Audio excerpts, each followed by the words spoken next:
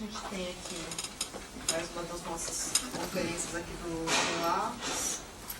Tem aqui o Sérgio Costa, que é professor titular de Sociologia da Universidade Livre de Berlim, que é um dos diretores da rede Desigualdades.net, que é um grande projeto de pesquisa. E o Sérgio é editor de duas séries de publicações. Vamos começar.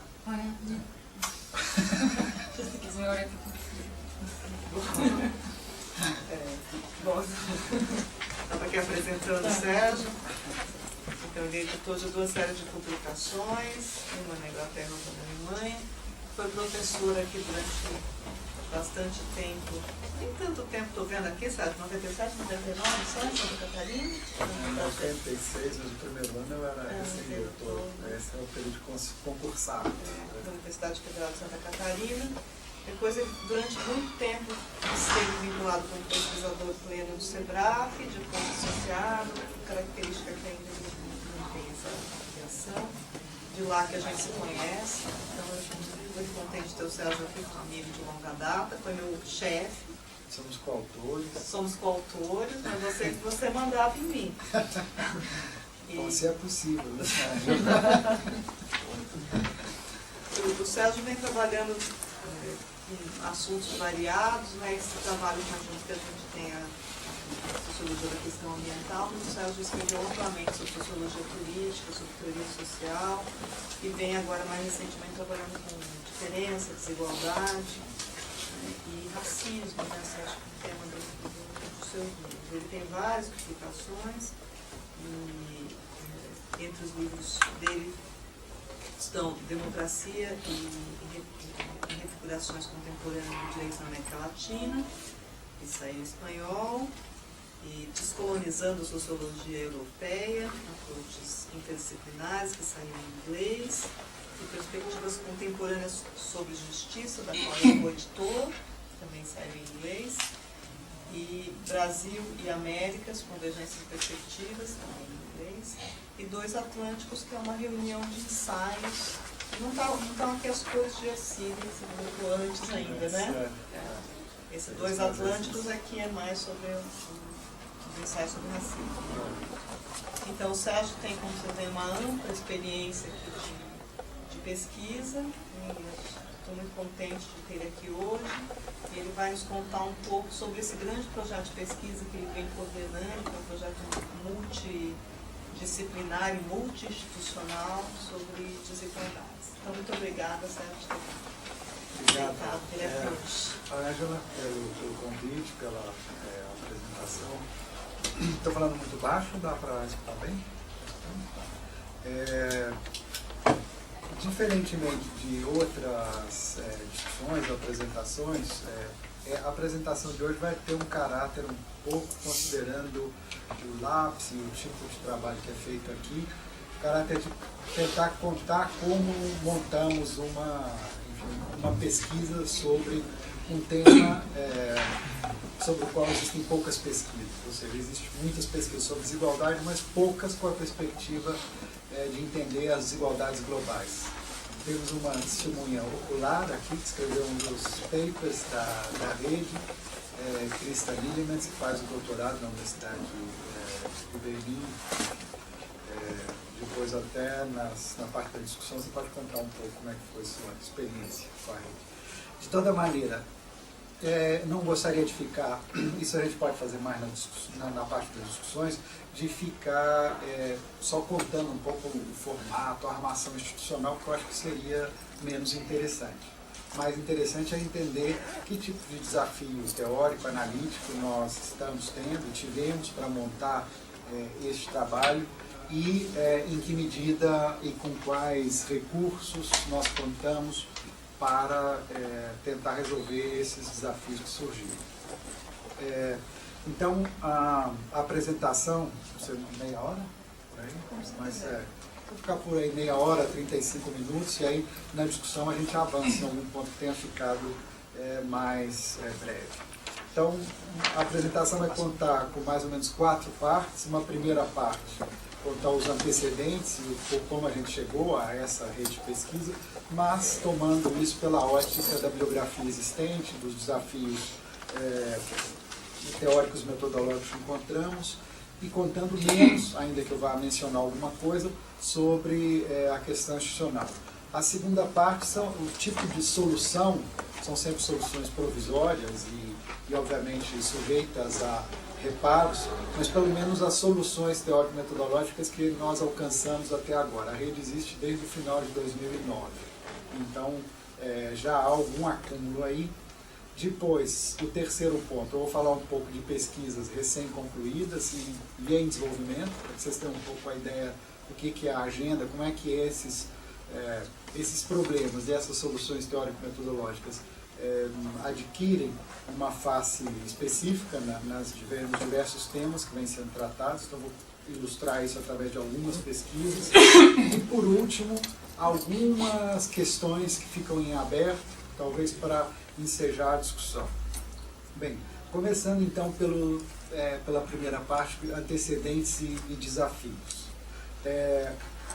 Vocês sabem que as desigualdades sociais, sobretudo não sei qual a parcela de vocês que estudou ou estuda sociologia, é um tema fundante da própria sociologia. Todos os fundadores, os pais fundadores da sociologia, a desigualdade social foi para eles uma questão central. No entanto, a pesquisa sobre desigualdade social ainda tem um lugar importantíssimo na agenda das ciências sociais, e é o que vimos recentemente com a repercussão do livro do Piketty, não só até na imprensa, há um enorme interesse por discutir desigualdades sociais, e essa agenda é uma agenda muito nacional, ou seja, calcula-se, não me pergunte detalhes desse cálculo, eu posso citar o autor e aí vocês podem consultá-lo, porque obviamente que é um cálculo na base da estimativa bruta e difícil de ser calculado, mas ele calcula, um autor chamado Krekel, que 2/3 das desigualdades existentes, desigualdades entre indivíduos existentes, são devidas à geografia, à nacionalidade. E só 1/3 das desigualdades que elas são referentes às fronteiras nacionais. Se a pesquisa sobre desigualdades, como ela se ocupou até hoje, basicamente se ocupa das desigualdades que aparecem nas fronteiras nacionais, então ela só se ocupa de fato de 1/3 das desigualdades existentes. 2/3 são basicamente não pesquisados ou muito pouco pesquisados. Essa foi uma das, motivações fundamentais que a gente teve quando montou essa rede. Vamos tentar, pelo menos, entender esses 2/3, ou esses 66% das desigualdades existentes e que acontecem fora das fronteiras nacionais. Uma outra característica das pesquisas sobre desigualdade existentes, ou pelo menos do grosso das pesquisas existentes, é não só o fato de que elas são nacionais, e eu falo isso não só em louvor a Ângela, mas porque de fato é assim, elas são ahistóricas, ou seja, pesquisa-se desigualdade hoje sem entender como que desigualdade se constitui historicamente. Então, de fato, há uma ausência completa de história nas principais pesquisas sobre desigualdade existentes. O caso da pesquisa como essa do Piketty são quase exceções, ou seja, o grosso das pesquisas não considera o acúmulo de desigualdades ao longo da história. E nem a dinâmica, não é só acúmulo, a dinâmica também. Além do mais, vigora uma certa geopolítica do conhecimento muito adversa na pesquisa sobre desigualdades sociais, de tal sorte que os países que são mais desiguais são os que têm menos, ou que se atribuem menos competência para discutir desigualdades. Ou seja, a pesquisa sobre desigualdade, os clássicos e mesmo autores contemporâneos importantes da pesquisa sobre desigualdade não estão na África do Sul, não estão no Brasil, são autores no debate internacional que estão em países menos desiguais do que os países, que efetivamente têm o tema da desigualdade de maneira mais contundente. Então, há aí uma questão difícil de assimetria na produção e na circulação do conhecimento. Além disso, a desigualdade, das pesquisas sobre desigualdade, vocês veem que eu estou um pouco tentando criar digamos, o adversário, contra o que efetivamente, o que nos motivou a constituir essa rede. Então, uma pesquisa, em primeiro lugar, nacional, a histórica, em terceiro lugar, foi uma pesquisa que é produzida muito só em alguns países, que não são os países mais desiguais, e uma quarta característica da pesquisa dominante existente é que ela é muito baseada nos estudos sobre estratificação. Se vocês verem quais são os grupos de trabalho existentes na International Sociological Association, por exemplo, o grupo de desigualdade, não existe um grupo de desigualdade, existe um grupo de estratificação social, que é, digamos, uma metodologia muito específica de estudar desigualdades sociais e que efetivamente não trabalha com desigualdade global, ou só muito recentemente que começou a trabalhar com desigualdade global. E outra característica importante é que estudou-se mais mobilidade individual do que propriamente a persistência das desigualdades. Há, obviamente, exceções, eu vou mencionar casos como, por exemplo, Charles Tillich, que se preocupou muito com as desigualdades persistentes, mas normalmente os estudos sobre desigualdade são mais voltados para a mobilidade e não para a persistência das desigualdades, entendendo-se que, digamos, a lei é a mobilidade. E se existem adscrições, se existem, por exemplo, traços raciais, de etnicidade ou de gênero, que fazem com que desigualdades sejam persistentes, ou seja, há descrições que levam à reprodução de desigualdades, isso foi, até muito pouco tempo, relativamente pouco estudado. Interessava-se em entender quando que as sociedades realmente são modernas e não vão ter mais as descrições raciais, de gênero, etc. E só muito recentemente que entendeu-se que não se trata de menos ou mais modernos, essas são características das sociedades capitalistas contemporâneas, a permanência de adscrições. Bem, para estudar as desigualdades globais, as perguntas clássicas, eu não sei em que medida que vocês fizeram um curso clássico de desigualdade, mas tem, enfim, em geral os cursos começam com um conjunto de perguntas, porque a desigualdade é uma relação, então você precisa perguntar primeiro. E aí o que eu gostaria de fazer é recuperar essas perguntas e mostrar como o estudo das desigualdades globais muda um pouco o caráter dessas perguntas. A primeira é a desigualdade de quê? Ou seja, você pode comparar renda, você pode comparar acesso à educação, você pode comparar acesso a poder, algo que é pouco explorado, mas que nessa rede a gente tem procurado explorar bastante, que é acesso ao meio ambiente, ou seja, desigualdades ecológicas existem, não existem, ou seja, há uma grande questão aqui. A primeira pergunta é essa, ou seja, quando discutimos desigualdade, há que se definir desigualdade de quê? Que tipo de relação desigual que está sendo estudada? Eu então vou fazer essas perguntas clássicas e depois vou tentar, na segunda parte da exposição, mostrar como tentamos resolver essas perguntas clássicas de acordo com os nossos interesses. A segunda pergunta clássica fundamental é desigualdade entre quem?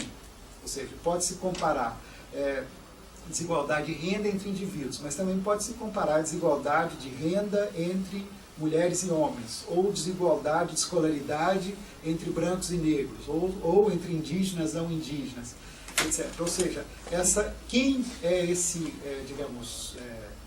quem é o ator que está sendo considerado é uma questão fundamental e de muito difícil resolução. Por que essa questão é de difícil resolução? Porque há uma interação e uma tensão entre desigualdade e diferença. Ou seja, diferenças são articuladas em situação de desigualdade. Então, isso eu vou aprofundar um pouco, porque é um ponto, de fato, fundamental na nossa agenda. Ou seja, qual que é o elemento gerador? É a desigualdade ou é a diferença? Possivelmente, se você perguntar a um antropólogo, particularmente se for um antropólogo, digamos, mais tradicional, ele vai dizer que as diferenças são anteriores a tudo. Ou seja, você tem grupos reunidos em torno de suas diferenças, e aí você pode tomar essas diferenças e comparar grupos que se autodefinem a partir de suas diferenças. Olha, sociólogos, em geral, são mais críticos com relação a isso e tentam entender o processo de constituição desses próprios grupos. Então, o que eu estou tentando dizer para vocês é que os grupos que são usados para entender diferenças entre quem são grupos que têm uma construção dinâmica. Possivelmente, há 20 anos atrás no Brasil, se você fosse considerar, digamos, desigualdade de acesso à terra, você teria trabalhadores rurais, podia definir até por raça, por gênero, mas você não definiria, por exemplo, quilombolas, não quilombolas, porque não existia 20 anos atrás essa categoria, muito pouco como categoria nativa e menos ainda como categoria jurídica, ela não existia. Na medida em que existe a categoria jurídica, você pode discutir o acesso à terra considerando o acesso que quilombolas têm e outros trabalhadores rurais têm. Ou seja, a definição do grupo é uma definição política e dinâmica. Por isso que essa discussão de discutir desigualdade entre quem é uma discussão extremamente difícil politicamente. Há países, por exemplo, que se recusam a estabelecer qualquer tipo de classificação étnico ou racial. O caso clássico, o caso da França, mas tem outros países. A Alemanha não aceita, por exemplo, esse tipo de classificação. Então, para saber qual que é o nível de integração de imigrantes, não imigrantes, é extremamente difícil pelos dados, porque os dados são apurados de uma tal maneira que é difícil de entender esse tipo de dinâmica. Então, essa é uma questão que não existe uma solução. Quais são os grupos relevantes? Porque os grupos se constituem na medida em que eles têm, digamos, informação também sobre desigualdade. Então é uma relação, digamos, dinâmica entre desigualdade e diferença. A terceira questão que a pesquisa clássica sobre desigualdades não coloca, mas que para essa nossa rede era fundamental de ser colocada, era desigualdade onde? O que significa perguntar desigualdade onde? A pesquisa convencional sobre desigualdades não colocava essa questão porque o onde da pesquisa convencional era, implícito ou explicitamente, o Estado-nação. Ou seja, discute-se desigualdade nas fronteiras nacionais. Para nós, essa resposta não era suficiente. Primeiro, pela importância, como eu já destaquei, das desigualdades globais. E segundo, pela relação entre desigualdades locais e efeitos, causas remotas de desigualdades. Por exemplo, nós queríamos entender em que medida o caso clássico, acho que a Cris já deve ter ouvido o exemplo algumas vezes, porque é o caso clássico, mas existem outros casos, em que medida que a concentração de terras para a produção de soja no Paraguai, em que relação tem isso com o aumento do consumo de carne de animais alimentados por soja na China. Entende? Então, ou seja, se você foca em um país, esse tipo de relação, ou esse tipo de entrelaçamento entre diversas regiões, diversos locais, entre as estruturas de desigualdade de diversos locais, não são percebidos. O caso da soja é o caso clássico, mas obviamente que esse tipo de cadeia produtiva existe em todas as áreas, não é verdade? Então, você tem outros campos, outras áreas em que essas cadeias produtivas operam e geram desigualdades e correção de desigualdades, às vezes, em outra região. Então, isso tem sido muito usado, por exemplo, no caso da exportação de commodities. Nós, não só falamos de soja, mas podíamos, no caso do Peru, por exemplo, há um boom de mineração. O que provoca a mineração no Peru e o que provoca a mineração, digamos, nos países em que os produtos gerados pela mineração são consumidos. Pode haver, por exemplo, uma redução de preço, um caso mais até anedótico que propriamente, digamos, eu não teria como mostrar todos os dados, mas se existe não sei se conhecem, fazendo um parênteses para dar ideia para vocês do que são essas conexões que a gente buscou recuperar.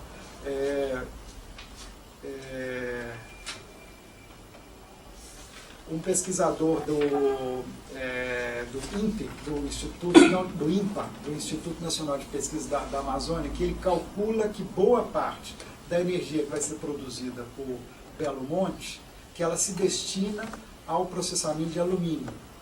Então, na verdade, no lugar de exportar alumínio, está sendo exportado energia condensada na forma de alumínio.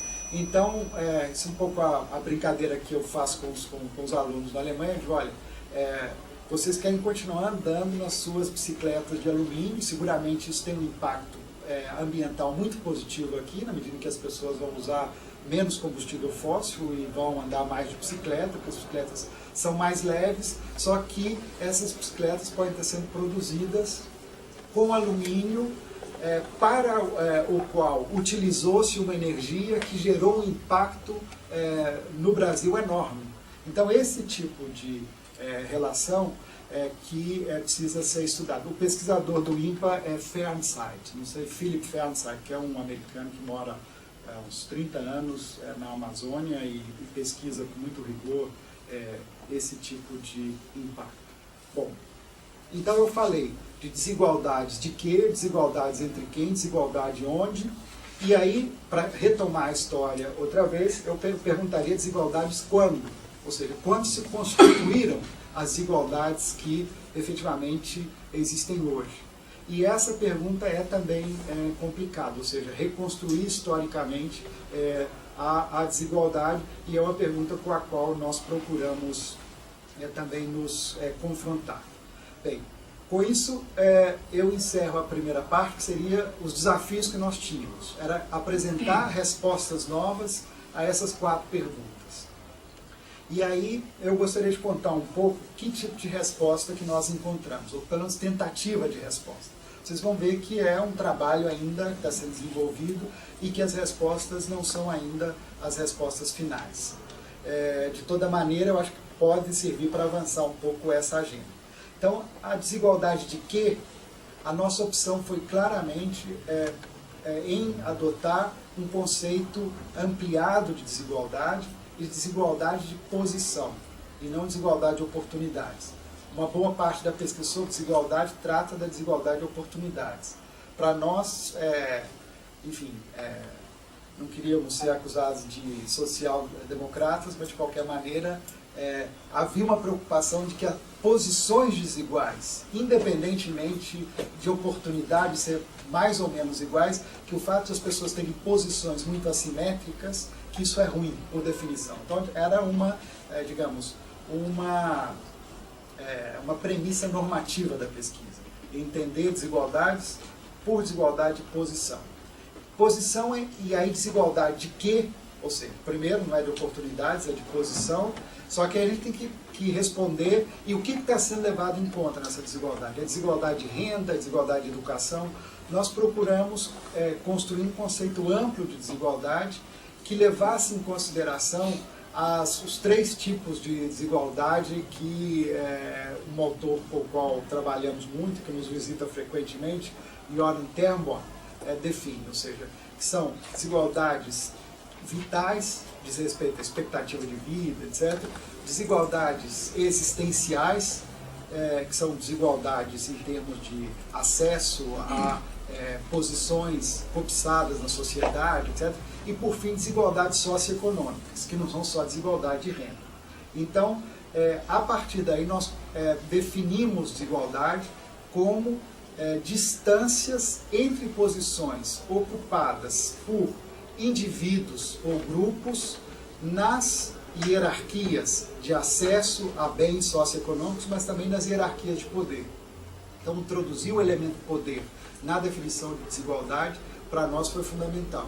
E poder aqui, obviamente, que não é um cargo, nos trata, por exemplo, de eleição para um cargo, digamos, de deputado ou de governador, ou seja, poder no sentido de direito, poder no sentido de possibilidade de ação, isso nós entendíamos e entendemos como poder. Então, a primeira resposta a essa desigualdade de quê foi primeiro de definir, então, desigualdades no sentido amplo, desigualdade de posição, a partir dessas distintas variáveis que eu mencionei. Desigualdade entre quem? Essa era e continua sendo uma questão muito difícil. Eu não sei se vocês são familiarizados com a definição de desigualdades categoriais de Charles Tilly. De qualquer maneira, isso foi uma referência para nós, ainda que entendemos que a sua definição no livro de 98, 99, não é suficiente. Ele define desigualdades categoriais a partir de pares dicotômicos, algumas podem ser definidas como tríades e não de pares, mas de qualquer maneira define, e a sua saída, eu estava comentando antes da dificuldade que é definir qual o grupo que vai se comparar. Então a sua saída é pela história. Ele diz, existem desigualdades que são persistentes. São desigualdades entre homens e mulheres, brancos e negros, cidadão, não cidadão. Então essa é uma referência, eu acho interessante tomar pela história. Há alguns problemas com essa definição. Quais que são os problemas? Primeiro, que ela não capta as mudanças ao longo da história. Que grupos, os mesmos grupos podem se definir por pares distintos ao longo da história. Eu dei um exemplo aqui de quilombolas, ou seja, quem era trabalhador rural sem terra nos anos 70 e 80, pode ter se tornado quilombola nos anos 90. Ainda que isso não tenha mudado a condição de desigualdade, ela mudou o par que define a desigualdade.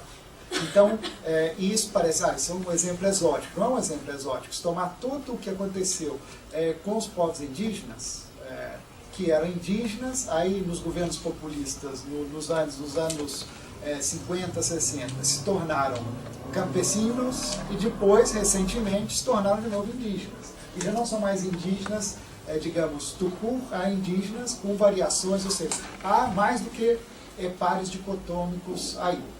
Então, esse era um problema.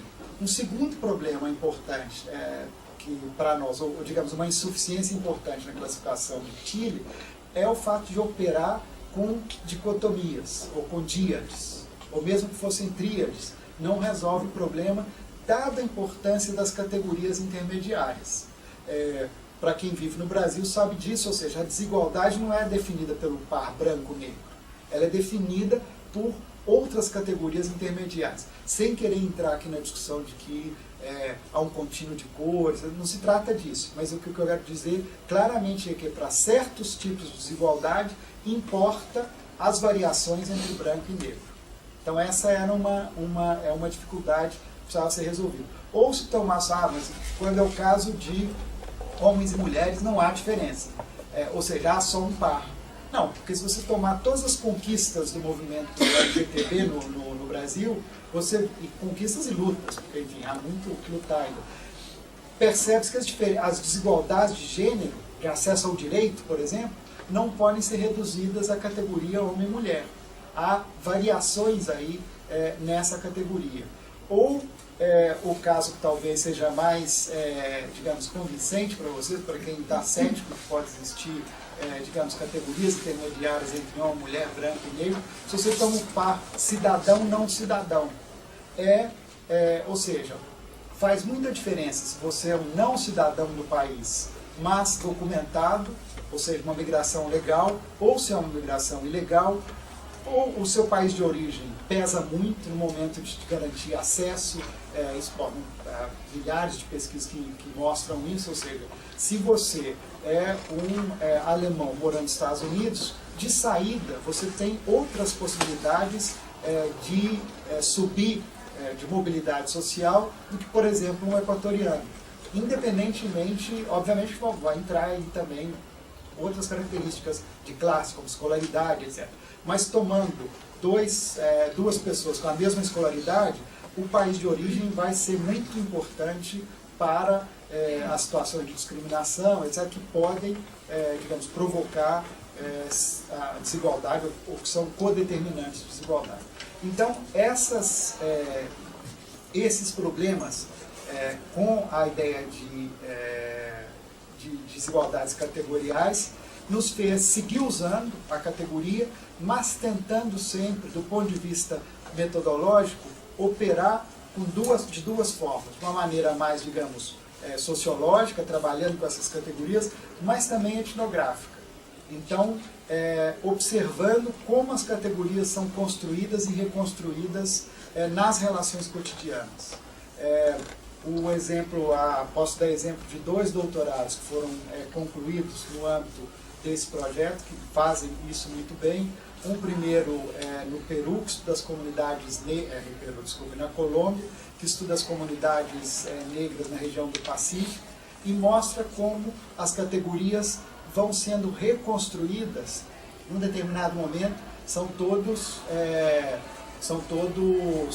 trabalhadores rurais. Em outro momento, eles efetivamente, depois que se constitui uma lei na Colômbia, e particularmente a partir da Constituição de 90, que define a chamada Lei 70, que garante acesso à terra, etc. Então há uma reconfiguração dos pares naquela região.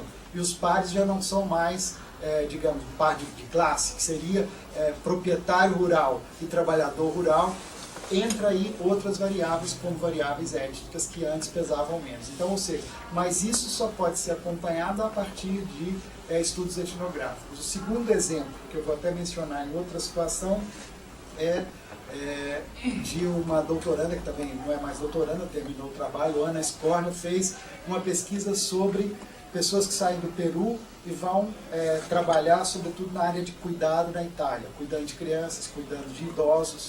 Em que medida que o par cidadão-não cidadão só explica um pedacinho das desigualdades geradas nessas relações.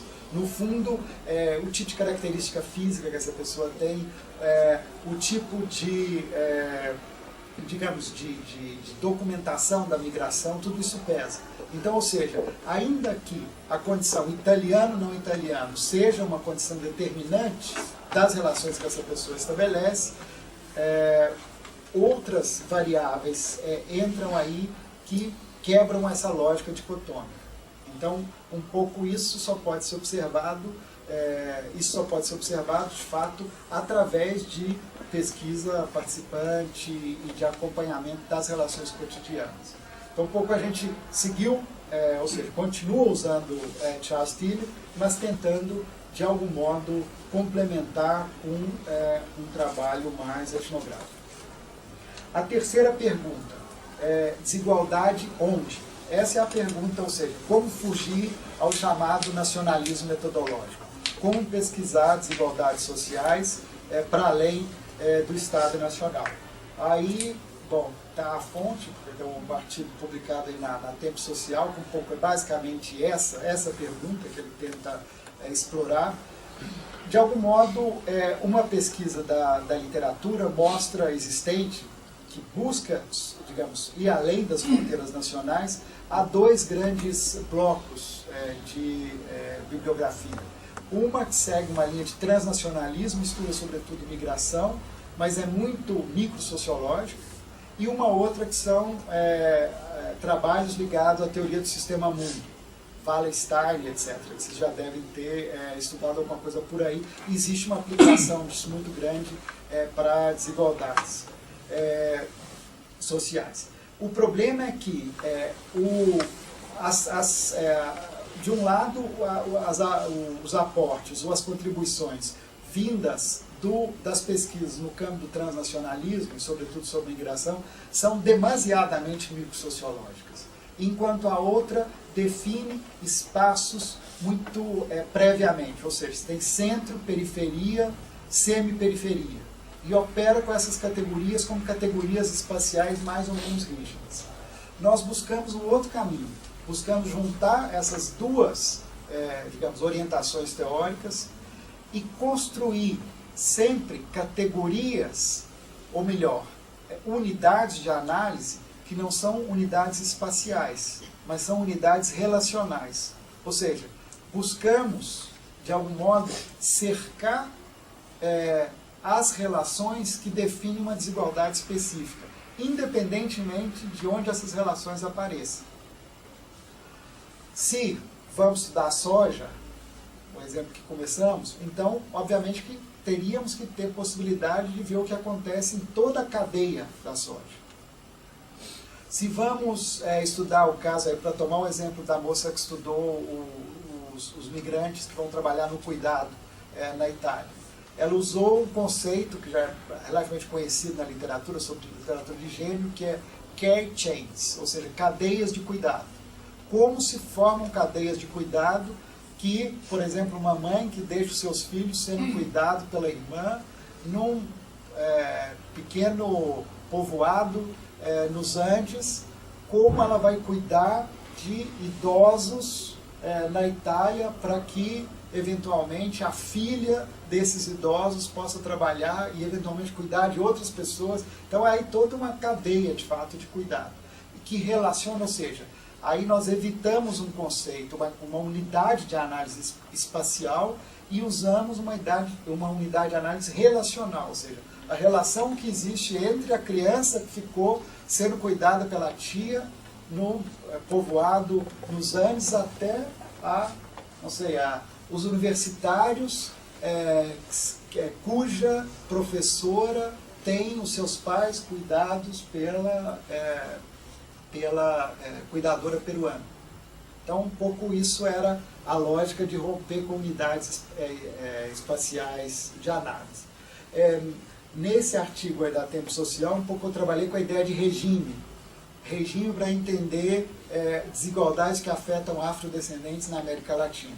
Então, e o regime tem também uma historicidade, o regime muda ao longo do tempo, ou seja, tem regimes mais racistas, menos racistas. Isso permite também responder à quarta pergunta, qual seja, desigualdade quando? Ou seja, é preciso categorias que dão conta dessa historicidade das desigualdades. No caso dos regimes, eu acho que isso fica claro. Uma outra saída que encontrou esse pesquisador, que discutiu as desigualdades que afetam populações ou comunidades afro na costa do Pacífico colombiano, ele usou a ideia de desigualdades superpostas. O trabalho em inglês, o título é esse, Layered Inequalities, ou seja, desigualdades que vão se acumulando umas sobre as outras. Bem, com isso eu encerro esse segundo ponto, ou seja, que tipo de saída que a gente buscou para responder essas 4 perguntas de uma maneira que pudesse ser inovadora. Agora eu passaria, já encaminhando um pouco para ir concluindo, para as pesquisas em desenvolvimento que nós, ou recém-concluídas, dentro dessa rede. Eu destaquei 4 campos, ainda que isso obviamente não dê conta de todas as pesquisas, mas eu acho que há uma concentração de trabalhos nessa área. O primeiro campo é migração, o segundo é meio ambiente, o terceiro são estudos diversos sobre a redução recente das desigualdades de renda na América Latina, e um quarto que são as desigualdades entre grupos. Como é que a gente tem estudado isso? Desigualdades entre grupos, considerando grupos aqui, categorizações sociais, como gênero, raça, etnicidade, etc. Bem, na área de migração, há um conjunto variado de pesquisas que têm sido feitas, uma boa parte procura comparar as legislações de migração de diversos países e que tipo de impacto isso tem sobre desigualdades. Eu não sei se vocês conhecem o caso mais significativo na América Latina, do Equador, que basicamente tentou, ou vem tentando, diluir a diferença entre cidadão e não cidadão, na medida em que oferece aos não cidadãos os direitos plenos de cidadania. Ou seja, imigrantes têm, em geral, direitos plenos de cidadania. Mas é um caso, obviamente, isolado. E aqui, essa era, na verdade, eu coloquei até esse dado um pouco para discutir com a Vera, mas enfim, porque isso mostra algo que é pouco considerado na pesquisa, nas pesquisas em geral sobre desigualdades, que a cidadania, se você não olha a cidadania na perspectiva nacional, mas olha a cidadania, observa e estuda a cidadania no contexto transnacional, a cidadania é ambivalente. Ela garante direitos, ou pode garantir direitos aos nacionais, mas estabelece a desigualdade com o não nacional. Ou seja, no lugar de ser, e essa é a pesquisa de uma das colegas da rede, Manuela Boatica, que estuda isso com muito detalhe, a cidadania se torna ou seja, não conquista, mas uma categoria adscritiva, na medida em que você nasce com uma cidadania determinada e essa cidadania garante acesso a um conjunto de Pode ser escola pública, pode ser um ambiente, no sentido da ecologia, um ambiente saudável, pode ser um conjunto, um Estado que funciona melhor do que outro. Ou seja, com a cidadania, que na verdade você não fez nada por ela, você nasceu com ela, você, de saída, você tem uma vantagem enorme sobre, ou uma desvantagem enorme sobre pessoas que têm outras cidadanias. Portanto, entender a cidadania na sua ambivalência como garantia de direitos, mas como barreira que garante desigualdade, foi algo que eu acho que há um avanço. Nós não somos os únicos estudando isso, há outras pessoas estudando, mas de qualquer maneira introduz um elemento, me parece interessante, na agenda sobre desigualdade e cidadania. Não sei se ficou claro o ponto, ou seja, na medida que você tem uma lei de imigração restritiva, você tem direitos e cidadanias relativamente generosos dentro de um país, você garante que os cidadãos desse país, que tem um Estado eficiente, etc., etc., você garante que a desigualdade deles, desigualdade para bem, em relação a outros que não têm essa cidadania, que ela fique garantida por lei. Né? Então, vocês veem todos os navios com refugiados chegando da Europa, um pouco é isso, ou seja, quebrando a lei da cidadania. É uma tentativa de romper, de furar a barreira estabelecida pela cidadania. Então, isso é algo que apareceu muito nos estudos sobre migração. Com relação ao meio ambiente, há muitas coisas e é difícil sintetizar os resultados. Eu gostaria de destacar um aspecto que me pareceu, pelo menos para mim, não sei como vocês veem isso, talvez esteja mais discutido aqui, mas me pareceu muito surpreendente, foi uma recuperação do conceito de acumulação primitiva nos estudos sobre meio ambiente e desigualdade. Sobretudo nos estudos relativos ao agronegócio e enfim, exploração mineral. Essa discussão, obviamente, que é complicadíssima, eu não vou conseguir, podemos avançar na discussão, mas aqui agora eu só queria mencionar, porque eu só estou um pouco, digamos, indicando resultados que obtivemos. O conceito é recuperado, e não é recuperado só dentro da rede, ou seja, há várias pessoas recuperando o conceito, e a ideia é que, com o conceito de acumulação primitiva, você consegue estabelecer a fronteira, você consegue captar, consegue descrever a fronteira, digamos, do processo de acumulação. Na medida em que, por exemplo, empresas adquirem o direito de propriedade de uma mina, na medida em que, e mesmo em casos inesperados, na medida em que, por exemplo, há um caso estudado, o Parque Tayrona, na Colômbia, que está lá na Serra Nevada, um lugar lindíssimo, etc., mas que ali existiam populações, entre aspas, tradicionais, e que agora aquilo foi transformado num parque. Então quem não era população tradicional teve que sair do parque para que o parque possa ser explorado como um parque turístico, e aí vem uma empresa, que é a concessionária do serviço, né, o concedente é o Estado colombiano. Ele estabelece uma lei que faz uma fronteira. Aqui pode-se acumular capital e que tem formas de vida distintas, etc. Tem que abandonar esse espaço físico para que efetivamente esse acúmulo de valores para a produção, esse acúmulo de meios para a produção de valores, daí a recuperação no sentido de acumulação primitiva, possa valer. Então existe uma lei que supostamente uma lei de preservação ambiental, mas que serve para definir um direito de exploração e de geração de valores dentro daquele ambiente. Então esse tipo de resultado foi, pelo menos para mim, menos esperado. Essa é uma discussão bastante vasta que a gente pode continuar na fase dos debates, mas eu vou abreviá-la aqui para poder encerrar a minha fala. Um terceiro campo em que tem aparecido em várias pesquisas dentro da rede é a discussão sobre a redução recente das desigualdades na América Latina. E aí, obviamente, que há muita gente estudando isso. O que a gente procurou foi cooperar com pesquisadores e instituições que têm estudado isso com mais sistematicidade. E aí a gente sempre tenta introduzir a nossa própria perspectiva e convidar esses pesquisadores a adotar a perspectiva das desigualdades globais para entender a dinâmica da desigualdade na América Latina.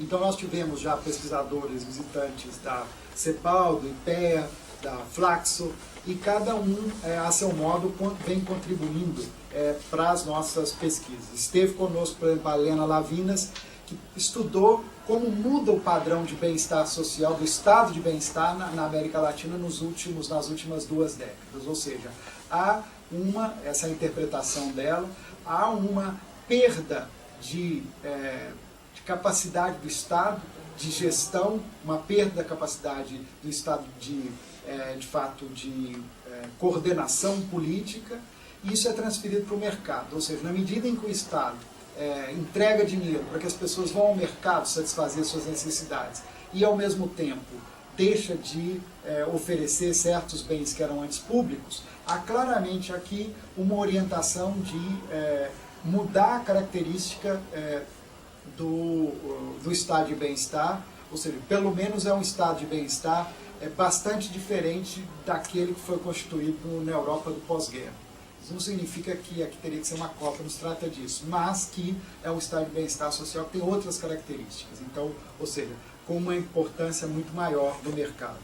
Relacionado com isso, há estudo particularmente de uma pesquisadora peruana, chilena, que esteve conosco já algumas vezes, que estuda nesse contexto de transferências monetárias, etc., como o processo de individualização passa a se dar pelo consumo, ou seja, não mais pela formação educacional, nem pela cultura, nem por outras características, ou para a identidade trabalhadora, ou seja, mas a individualização pelo consumo. Essa foi uma das linhas desenvolvidas e muito, digamos, exploradas. Essa pesquisadora trouxe para dentro da rede essa pauta. E, por último, mas talvez a mais importante das constatações nesse campo,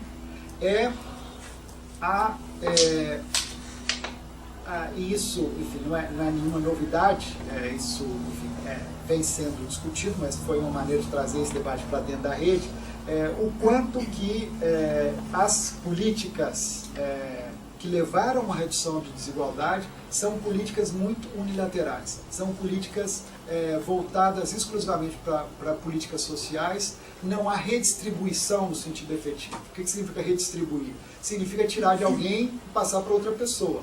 E isso não há, ou seja, o que há, se nós acompanharmos em todos os países a parcela da renda apropriada pelo grupo mais rico, ela mudou pouco. O que existe é uma transferência do Estado para os grupos mais pobres, mas não existe uma política tributária que grave mais fortemente, nem mesmo a renda, e muito menos ainda o patrimônio dos mais ricos. Então, nesse sentido, não houve redistribuição no sentido enfático em nenhum país. Na Venezuela houve alguma, mas sem uma política tributária importante. E não estou defendendo o modelo venezuelano para o resto da América Latina, só estou fazendo uma referência com base nos dados. Por outro lado, um exemplo que talvez não seja mais simpático, do Uruguai, que efetivamente também conseguiu reduzir de maneira significativa mas é um país muito pequeno, de outras características, existem aí outras dificuldades. Mas só para dar para vocês uma imagem do que eu estou dizendo, no Brasil, o 1/5 mais rico, em 2012, se apropriava de 55% da renda. No Uruguai, são 34% da renda, que esse 1/5 mais rico se apropria. Enquanto que o 1/5 mais pobre no Brasil, em 2012, se apropriava de 4,5% da renda. No Uruguai, eles se apropriam de 10% da renda. A quantidade, a parcela, a proporção da renda apropriada pelo 1/5 mais rico no Brasil é a proporção mais alta de toda a América Latina, mesmo considerando países que são mais desiguais do que o Brasil, como Guatemala, Honduras. Nem aí esse 1/5 é tão privilegiado quanto é privilegiado no Brasil. E isso mudou muito pouco, apesar de políticas mais ou menos social-democráticas, desde Fernando Henrique Cardoso, Lula, Dilma, todos tinham essa ênfase. Contudo, não conseguiram reduzir significativamente a participação nos rendimentos dessa parcela mais rica. E menos ainda, e não estamos falando de patrimônio, nós estamos falando de renda. Por que não acontece isso? Porque a carga tributária no Brasil é relativamente alta, mas é uma carga tributária que é muito baseada em impostos indiretos. Então, para dar mais um dado de 2008, quem ganha até 2 salários mínimos, em 2008, pagava 53%, 54% de sua renda ia para impostos. Quem ganha mais de 30 salários mínimos, 29% de sua renda vai para impostos. Obviamente que quem ganha mais de 30 salários não paga mais imposto de renda. Mas, em compensação, os grupos de renda mais baixa consomem basicamente tudo que ganham. Então, uma boa parcela dessa renda é utilizada para impostos indiretos. Então, há aí uma desigualdade gerada pela estrutura tributária. Se o IPEA já fez isso, desagrega o índice de Gini. Antes de impostos e depois de impostos, os impostos tornam o índice de Gini mais alto. Ou seja, o imposto no Brasil é claramente, a massa geral de impostos é claramente regressiva. A estrutura tributária brasileira faz com que os grupos mais pobres transfiram renda para os mais ricos. Então vem a política social, vem a política de salário mínimo, consegue, de alguma maneira fazer redistribuição ou distribuição, mas não consegue efetivamente, reduzir a participação dos mais ricos na renda total.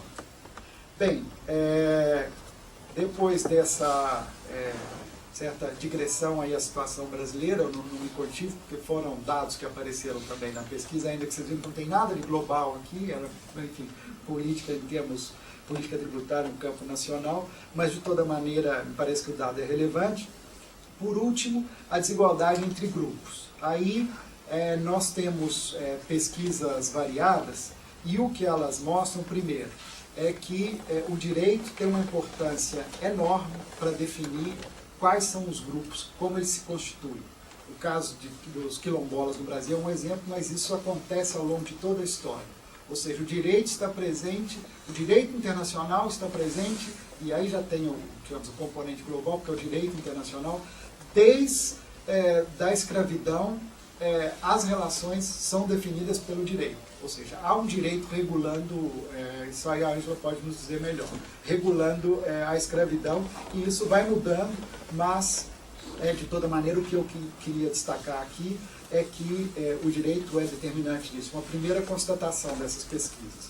Uma segunda é que há uma queda mais pronunciada da desigualdade entre mulheres e homens, ou seja, as mulheres conseguem ascender mais, do que desigualdades em geral para todos os países da América Latina, do que desigualdade étnica ou racial.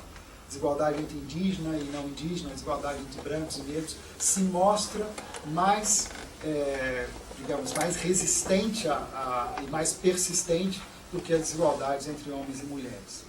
E terceira constatação nesse campo de discussão sobre desigualdade de grupos é que as políticas adotadas, em geral, nos países da América Latina, para combater desigualdade de gênero ou desigualdade racial, étnica, são políticas focalizadas em basicamente um único aspecto, discriminação. São políticas antidiscriminatórias. Enquanto sabemos que os mecanismos de reprodução de desigualdade são variados. Vão desde, por exemplo, o acúmulo de oportunidades para geração de valor até a exploração. Existem, por exemplo, poucas políticas para conter a exploração de mulheres ou de negros, etc. E aí, ou de indígenas. Então, as políticas são basicamente políticas antidiscriminatórias, que têm a sua importância, mas que são muito mais políticas, digamos, de empowerment, de política de dar poder aos grupos, do que propriamente de corrigir desigualdades. Isso explica, talvez, o impacto até hoje relativamente reduzido dessas políticas. Ainda que elas tenham uma importância política muito grande, elas tiveram até agora uma importância relativamente reduzida para combater desigualdades. Eu acabei falando mais do que eu gostaria, por isso eu não vou colocar quais seriam, digamos, as questões. Não, pode falar, Sérgio. Tá. Não, seria basicamente, ou seja, para o trabalho feito até agora, que, digamos, que tipo o momento que nós estamos hoje dentro dessa rede. Nós terminamos uma primeira fase, que era de 4 anos, e temos financiamento para mais 2 anos. E o financiamento nesses 2 anos será basicamente um financiamento para tentar um pouco sintetizar os resultados obtidos até agora. Eles são muito dispersos, há muita gente trabalhando e falta efetivamente isso. O Ternborn nos falou desde a primeira reunião, ele dizia para nós: vocês precisam de intellectual leadership, mas essa liderança intelectual dentro do projeto nunca houve, era muito descentralizado, ninguém tinha vocação para isso, então os resultados são muito dispersos e nós estamos tentando reunir os resultados a partir de uma questão, digamos, central. E essa questão central é estudar as discrepâncias entre a dinâmica de geração de desigualdades, que é uma dinâmica global, com os mecanismos disponíveis para corrigir desigualdades que são fundamentalmente nacionais. Existem pouquíssimos mecanismos para corrigir desigualdades no plano global. Então a gente tem aí uma assimetria entre as características das desigualdades e o tipo de mecanismo político disponível para negociar e reverter essas desigualdades. Do ponto de vista mais institucional, ficam alguns dilemas que nós não sabemos exatamente como resolver. Um primeiro dilema, comentávamos antes, ou seja, uma rede como essa, ela tem muito o papel de gerar condições de possibilidade para que as pessoas trabalhem. Mas há um outro grupo de pessoas que está gerando essas condições de possibilidade. E aí, egoisticamente, e não só egoisticamente, pensando nos resultados gerais da pesquisa, fico pensando, ora, ao invés de ficar criando possibilidades para que mais gente possa fazer seus doutorados, mais pessoas possam fazer seus pós-doutorados, pesquisadores, o mais interessante seria que eu dissesse: vou ficar 6 meses sem ver ninguém e poder sintetizar esses resultados. Eu estou dizendo isso dessa maneira, digamos, um pouco caricata, mas são dilemas. Obviamente que é fundamental formar pessoas, formar uma rede internacional, mas obviamente que é fundamental também que cada um tenha o seu tempo de pesquisa e dedicação, etc, etc. Então, essa é uma questão que nessas redes internacionais eu acho que sempre aparece, e aqui aparece de uma maneira muito marcante. Uma segunda dificuldade institucional é o fato de que a rede é financiada exclusivamente pelo lado alemão. Então, como estabelecer uma cooperação simétrica com países, sobretudo os que têm menos possibilidade de financiamento, como Honduras, Guatemala, etc., como estabelecer cooperações simétricas baseadas numa transferência unilateral de recursos. Então há aí dificuldades a resolver e que eu não sei exatamente como não criar relações de dependência, ou seja, como criar uma cooperação simétrica. A outra questão difícil no modelo rede, o modelo rede me parece extremamente promissor para pesquisas de um escopo mais amplo e, sobretudo, uma pesquisa que tem como sua característica estudar desigualdades globais, ela não podia estar concentrada num lugar só, ou seja, a rede me parece aqui fundamental. E, sobretudo, que se vale tanto de métodos quantitativos, pouco, mas, enfim, pelo menos tem algumas pessoas trabalhando quantitativamente, mas também de métodos etnográficos, etc. Ou seja, a gente precisa que, se há um doutorando ou uma doutoranda pesquisando esses grupos aí, como eu mencionava, num povoado no Peru, é preciso que ela tenha alguém aí com a qual ela possa se relacionar, chegar numa universidade. Então o modelo de rede é extremamente promissor, mas ele gera algumas tensões no momento, por exemplo, de definir a autoria, quem que produz, quem que é o autor de um resultado produzido em rede. Então gera algumas tensões por aí que é difícil que são difíceis de alguma maneira manejar. Por último, esse projeto teve um financiamento de 4 anos, vai ter mais 2, mas depois disso se acaba. Obviamente que isso é uma agenda de pesquisa, talvez até para mais de uma geração. Então essa é uma questão que fica, ou seja, como financiar projetos que não se acabam. Né? Todos os financiamentos supõem que depois de 6 anos já é um período muito generoso. Ainda assim, para uma agenda desse tamanho, é muito pouco. Então, ou seja, ou nos limitamos a temas de escopo mais limitado, para que a gente possa concluir efetivamente os projetos, ou se a gente quer mudar um pouco a agenda de determinadas áreas de pesquisa, há que pensar em modelos distintos de financiamento. Tá bem, muito obrigado e desculpe de ter passado do tempo. Acabei falando mais do que imaginava.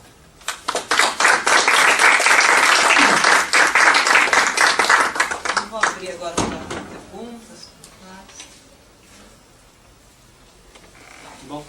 Bom, pessoal. Tudo bem. Então, gostei muito da apresentação e é uma coisa nova para mim, porque eu estou justamente no lado do inimigo, que você fala.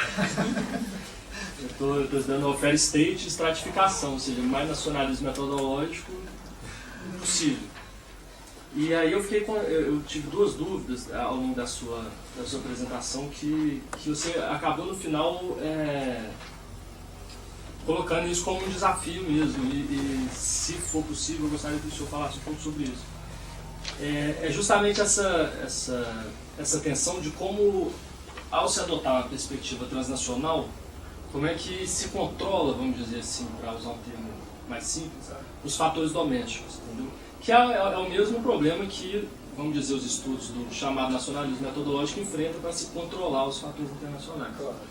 Porque quando o senhor falou do exemplo do Peru, da menina que vai para a Itália e tudo mais, me parece, assim, talvez um pouco de senso comum de que, eu pensando com a cabeça da estratificação, se ela fosse filha de advogado, ela não precisava ir para a Itália. Isso aí é uma questão estruturante doméstica de dominação, de poder, que a gente já sabe como funciona. Então, a minha pergunta vai um pouco nesse sentido. A partir do momento que você adota uma pesquisa, vamos dizer assim, uma perspectiva transnacional, como é que esses fatores domésticos eles ficam mais controlados, vamos dizer assim? A outra é o seguinte, uma coisa que os estudos de desigualdade são criticados de alguma forma é justamente a falta de um parâmetro do que deveria ser igualdade. Porque ninguém, por mais que fosse bom, todo mundo fosse igual, todo mundo sabe como vai ser, e eu acho que ninguém nunca propôs qualquer parâmetro de igualdade. E aí, de novo, né, puxando para o meu lado, mas eu gostaria que o senhor colocasse alguma coisa, porque eu sempre fico na dúvida. A questão da cidadania, ela me parece justamente o único referencial empírico de parâmetro de igualdade. Porque ela evita, de um ponto de vista normativo, de que o Gini ele não pode ser 60, mas ele pode ser 40, porque isso é totalmente normativo, arbitrário. Mas a cidadania, ao estabelecer direitos comuns e gerais, vamos dizer assim, desde que sejam universais, ela está falando que todo mundo ali dentro daquele determinado Estado Nacional, ela tem a chamada igualdade de oportunidades, pelo menos. Então, a pergunta é um pouco disso. Como pensar em parâmetros empíricos e institucionais de definição de igualdade e, por conseguinte, do que seria uma desigualdade, não vou dizer aceitável, mas mais ou menos por aí.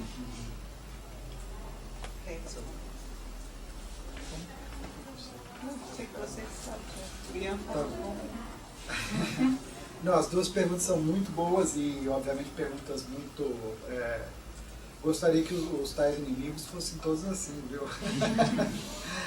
Não, mas enfim, talvez a expressão inimigo tenha soado muito forte. Nos trata aqui, já fomos um pouco descrevendo caricatamente o campo, né? Então, um pouco era isso, onde é que ele estava tentando se posicionar. Como controlar os fatores domésticos? A ideia de trabalhar com unidades analíticas relacionais é exatamente essa, ou seja, ao trabalhar com uma trama de relações sociais que importam numa situação de desigualdade específica, a ideia é que você não, digamos, exclua os fatores nacionais, mas que eles estejam incluídos nessa unidade relacional. Para usar o exemplo do tal artigo aí com regimes de desigualdade que afetam afrodescendentes. Então, quais são esses regimes? Você pode ter um regime, digamos, sem Estado compensatório e um regime com Estado compensatório.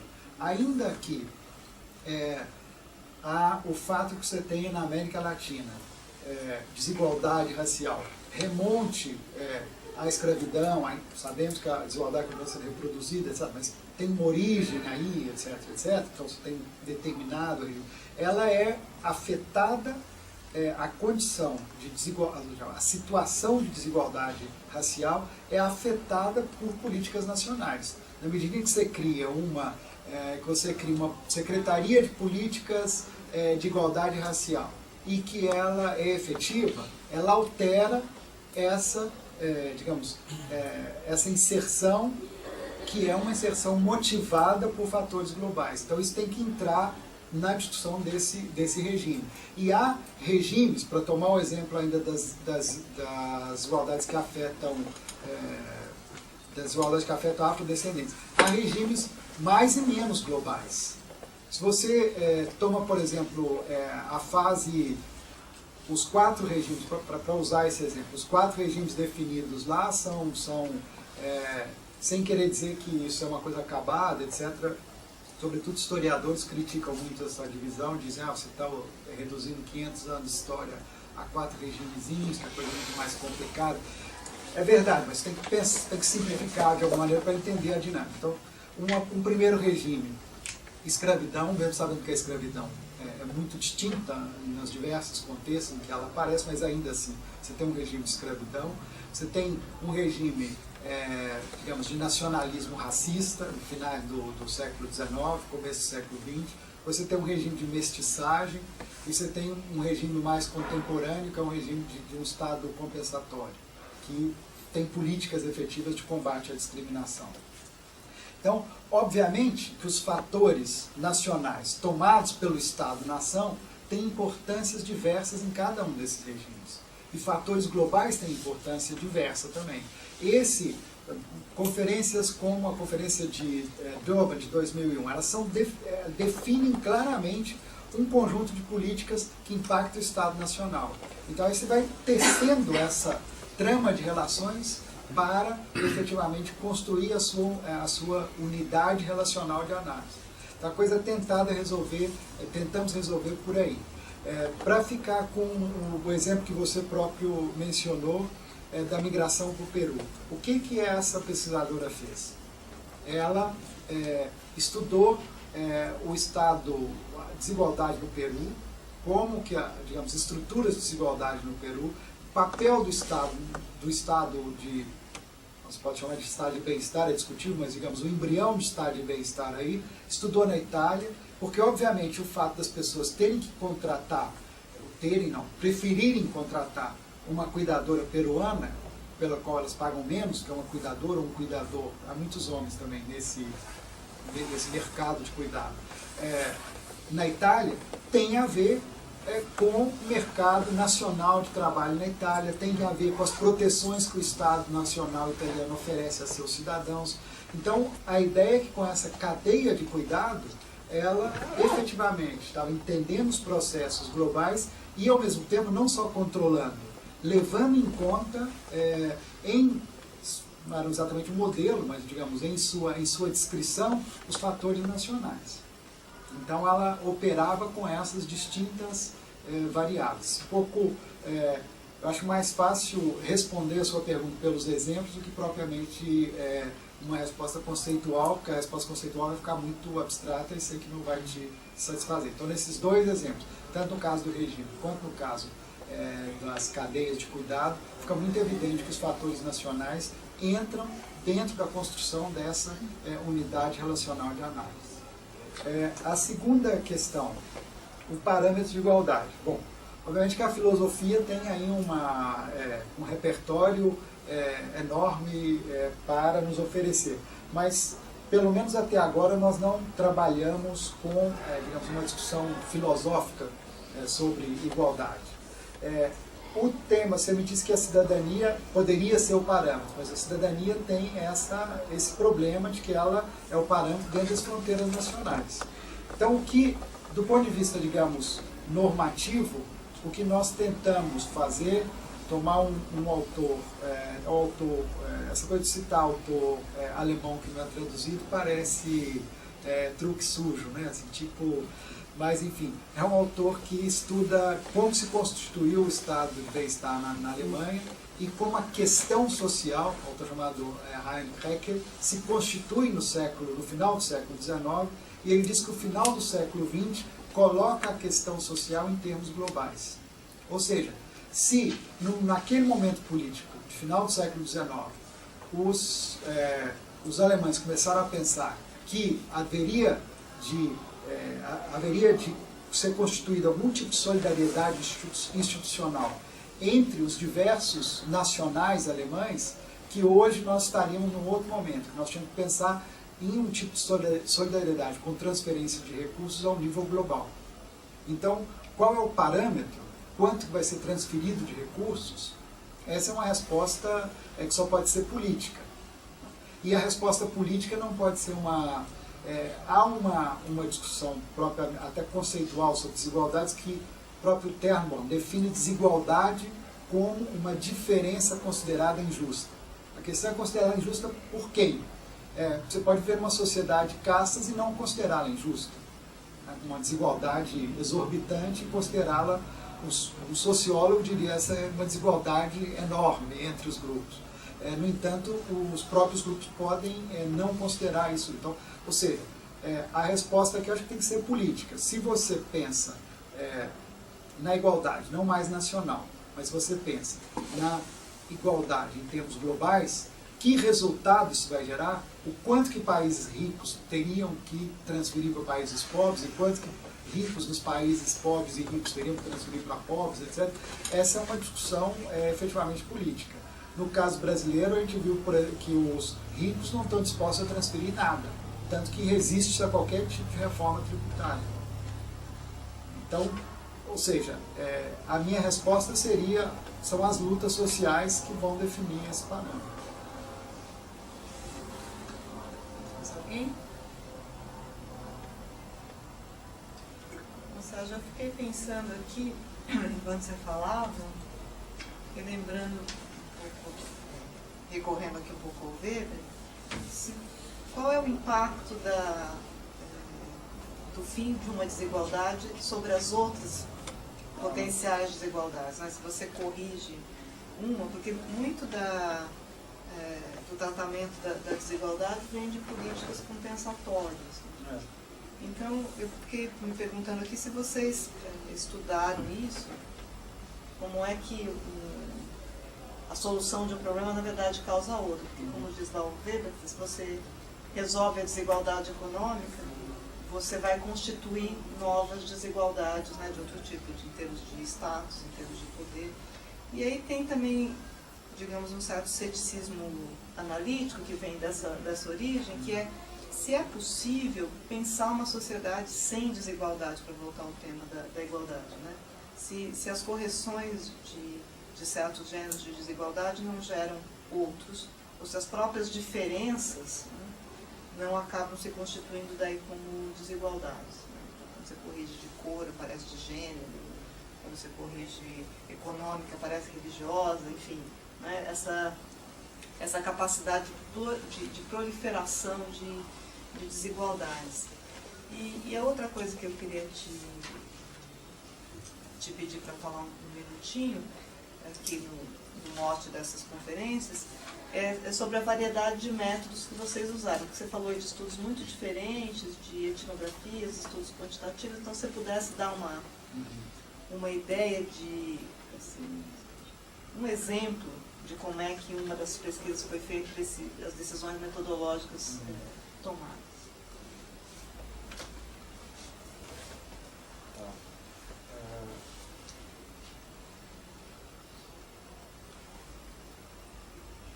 Bom, o tema das desigualdades geram outras, etc. Eu acho que tomando as unidades nacionais como unidades de referência, vê-se que o fato de você criar estados de bem-estar social, reduzir a desigualdade na Europa, gera desigualdades no plano global, sobretudo se esses estados constituem barreiras rígidas de entrada para imigrantes. Então, ou seja, nesse sentido, tomado nesse sentido, sim.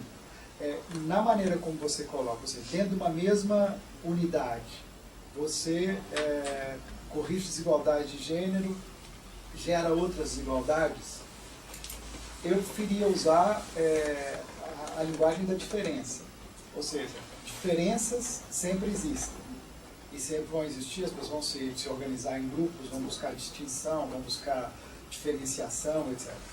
Agora, desigualdade, o fato de você reduzir as desigualdades, seja de renda, seja de acesso, etc., não gera necessariamente outras desigualdades. Ou seja, você pode gerar mais diferenças, as sociedades podem se tornar mais plurais ou menos plurais, etc.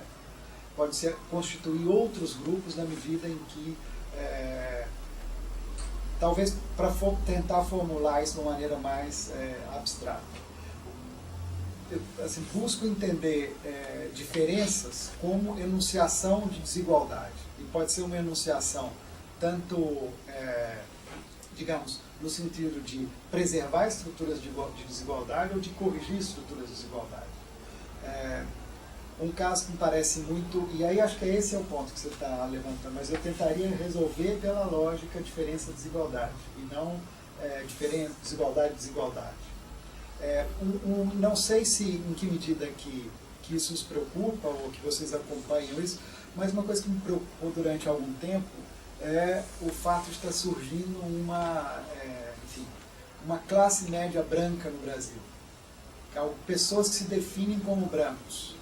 Vi, por exemplo, afirmações na imprensa, jornalistas dizendo, bom, as cotas deviam ser para a classe média, porque afinal somos os que mais sofrem nesse país, etc. Ou seja, há uma apropriação do discurso racial, uma autorracialização, mas não como negros, não como branco.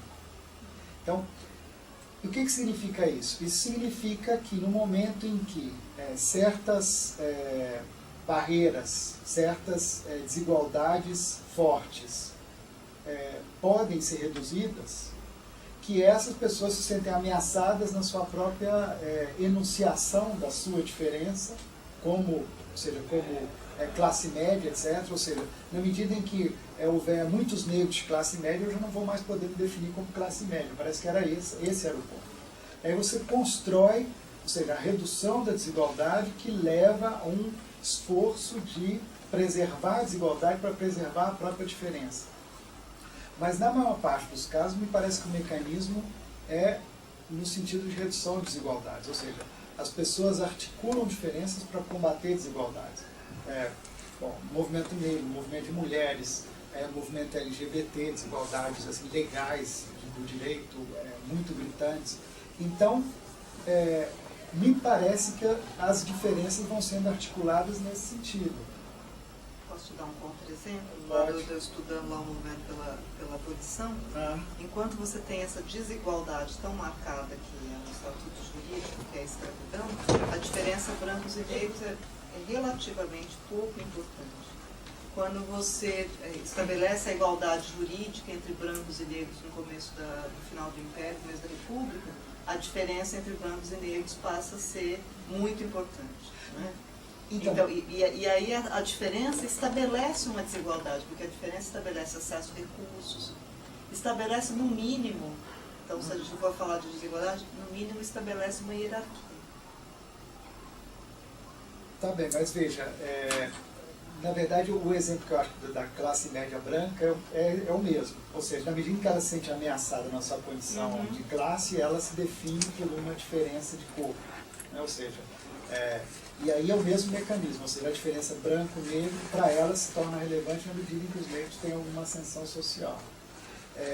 Mas eu continuaria insistindo que se trata efetivamente de de redução de desigualdade e um acentuamento da diferença. Em que medida que isso vai gerar no futuro novas desigualdades, é que você trabalha com a história, então você tem ciclos mais longos, você consegue ver isso de outra maneira. Pelo menos, se tomarmos as diferenças brancos, negros no Brasil, as desigualdades têm diminuído um pouco, mas têm diminuído. E, em alguns casos, a diferença tem se manifestado, mas assim, eu não vejo onde estão surgindo novas desigualdades. E existem novas desigualdades de classe, tipo, ou seja, na medida em que mais negros têm acesso à universidade, a diferença entre os negros mais escolarizados e os menos escolarizados aumenta. Mas é uma diferença, digamos, não é uma diferença, é uma desigualdade de classe. Ou seja, as pessoas ascendem na classe. Mas o mecanismo que eu acho que você está apontando é o de redução de desigualdades gerando mais diferença. Ou uma afirmação da diferença. Enfim, mas enfim, é um ponto para seguirmos. O outro tema, que são métodos. De fato, são pesquisas muito variadas e, sobretudo, porque há disciplinas muito distintas envolvidas nessa rede. Temos economistas, sociólogos, cientistas políticos, juristas, antropólogos e havia geógrafos, mas geógrafos saíram, talvez seja uma restrição dos métodos. E os métodos são muito variados, ou seja, há muita gente que trabalha, sobretudo quem trabalha, por exemplo, com política tributária, é um trabalho fortemente quantitativo. E aí quem tem feito mais isso é uma pessoa que trabalha conosco e que está formando gente dentro da rede, mas que é da CEPAL. E aí ele usa a base de dados da CEPAL. Por exemplo, para discutir tributação de patrimônio, ele usa dados do imposto. Só que o Brasil nunca passou para ele os dados, não abre mão de jeito nenhum desses dados. Ele conseguiu de outros países, mas para o Brasil não conseguiu. Existem outros trabalhos mais de natureza quantitativa também em meio ambiente. Sim, tem um geógrafo importante. Ele faz aqueles mapas mostrando como que o aumento do preço de commodity e tal, como que leva a impacto ambiental de tal natureza, etc. Ele faz esse tipo de... na verdade, o trabalho quase cartográfico, de medir certas transformações espaciais produzidas por mudanças no comércio internacional, etc. Mas a maior parte dos trabalhos é de natureza mais qualitativa e muitos de natureza histórica também. Então, para tomar um exemplo que me parece que é uma pesquisa muito, digamos, feliz no sentido de tentar seguir a metodologia ou o conjunto de sugestões que fez a rede. Esse que estuda desigualdades, que eu citei antes, desigualdades sociais que afetam desigualdades relacionadas com afrodescendentes da costa do Pacífico, chama Jairo Baqueiro, sociólogo, com formação em economia, história também. Então, o que ele faz primeiro, um estudo histórico da região desde a conquista, o que aconteceu nessa região. E aí ele vai tentando acompanhar o processo de ocupação da região em suas distintas fases, e vai não só descrevendo, mas tentando entender que impactos tem sobre desigualdades sociais com as respectivas populações. E as populações, ainda que possam ser, digamos, descendentes, eles vão mudando de auto-identificação ao longo do tempo. E o que tem aparecido agora é um certo conflito, dada a legislação existente, entre mestiços, os que se autodefinem como mestiços e afrodescendentes. Então começa a haver aí uma atrito que nunca houve ao longo da história que ele pesquisa. Então essa é uma pesquisa de caráter histórico, com fontes documentais, etc. Para entender os atritos, ele tem que, obviamente, fazer uma pesquisa local, o que na região é extremamente complicado por questões de segurança, etc. Mas ele conseguiu pelo menos fazer entrevistas com pessoas-chave, etc. E reconstituir um pouco o que está acontecendo ali. Um estudo da legislação, fundamental, assim, porque a legislação define, em boa medida, essa, digamos, a autoidentificação, muito relacionada com a legislação existente. Ele teve que fazer tudo isso, reconstruir tudo isso.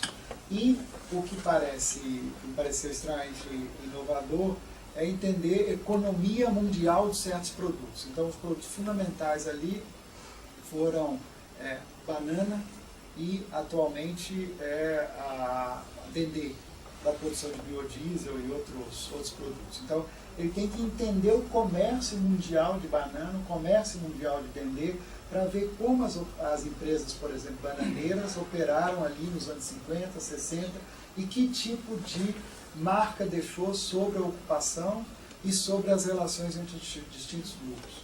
Então, é um negócio extremamente complicado, mas que, enfim, ele conseguiu terminar depois de 3 anos e meio, terminou, defendeu a tese, então, o comércio de banana é algo fantástico para estudar, isso eu não sabia, então aprendi com essa tese. Tem basicamente, antes eram 5, agora houve uma fusão recente, e existem 4 empresas que controlam o comércio mundial de banana, 4, não mais. E elas, toda a exportação de banana, obviamente que há coisas como fair trade, etc., mas mínimo, comercializadores, mas que são de fato mínimo. O grande comércio de banana está na mão de 4 empresas, e elas vão mudando o processo de produção. Então, antes elas compravam ou desapropriavam ou tomavam terras e colocavam pessoas para trabalhar e produzir banana. A legislação trabalhista foi ficando complicada, aí eles começaram a contratar pessoas para produzir banana e vender para eles. A legislação ambiental foi ficando complicada, aí eles vão tentando se desincumbir de tudo, e aí, efetivamente, é quem produz que se responsabiliza por tudo, e eles compram a banana e comercializam. Então, assim, para entender o que tipo de mudança que houve localmente, é preciso acompanhar o preço da banana ao longo desse período todo. É uma coisa extremamente trabalhosa, mas que, de fato, é muito fascinante entender. E aí junta o que... Como é o seu nome? E a junta é o controle que você estava exigindo dos fatores nacionais. Porque, afinal de contas, a banana é produzida ali de acordo com a legislação local, etc. Mais alguém? Ninguém se aventura a fazer perguntas, porque as respostas são muito longas. Né? Pode ter respostas breves. Eu tenho uma pergunta para fazer. Sim. Na verdade, isso me veio à cabeça no segundo ponto, quando o senhor foi colocando as perguntas-chave da pesquisa. Em algum momento, no terceiro ponto também, quando o senhor disse que o direito é determinante, no fim da resposta à primeira pergunta. Eu queria perguntar, na verdade, por curiosidade, se há algum conceito normativo, norteador de justiça no projeto como um todo, e qual seria ele? Se não há também, se haveria um porquê de não haver, porque pareceu direito, mas não há um... Na verdade, não há. Assim, nós nunca trabalhamos com o conceito de justiça. E o que nós tomamos é um marco legal. E sem discutir o conceito de justiça que está por trás desse marco legal. Até hoje, que eu me lembre, não houve, não sei se você te ocorre algum trabalho da rede que trabalhe com o conceito de justiça. Não, acho que de fato não tivemos nenhum trabalho nessa área. Mais alguém? Talvez por não termos filósofos dentro Tem um especialista em rolos. Pois é. Bom, então, se ninguém tem mais nada a perguntar, eu agradeço muito ao Sérgio, muito obrigado por ter vindo aqui, Sérgio. Foi bacana esse projeto. Espero que ainda renda mais frutos também. Pois é, os seus 2 anos, e aí tem que descobrir outro tema. Muito obrigado.